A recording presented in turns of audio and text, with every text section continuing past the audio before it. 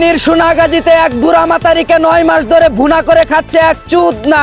জানা গেছে দৈনিক একটানা 4-5 বার বাইরে বাড়ি করে মাতারির ইঞ্জিনের চেসিস মেসিস সব ফাটিয়ে ফেলে। ভাঙ্গা বডি নিয়ে এখন হাঙ্গা বসার জন্য তার বাড়িতে অনশন করছেন তিনি। এদিকে নীলফামারীতে দুই ভাবির নাভির নিচে নিজেদের চাবি ঢুকাতে গিয়ে ধরা খেলো দুই।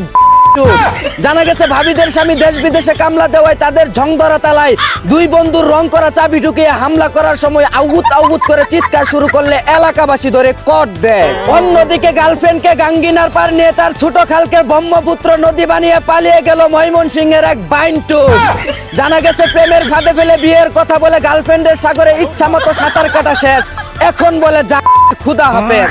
এদিকে রোবোটিক হাত লাগিয়ে শ্যাম্পু দিয়ে হ্যান্ডেল মেরে বাথরুমে অজ্ঞান হয়ে গেলেন মিরাজ আফ্রিদি। জানা গেছে একাধিকবার হ্যান্ডেল মারার কারণে গিটারের তার ছিঁড়ে যাওয়ায় বেহুশ হয়ে যান তিনি। পুলিশ কর্মকর্তা ও ফায়ার সার্ভিসের যৌথ অভিযানে দরজা ভেঙে তাকে উদ্ধার করা হয়।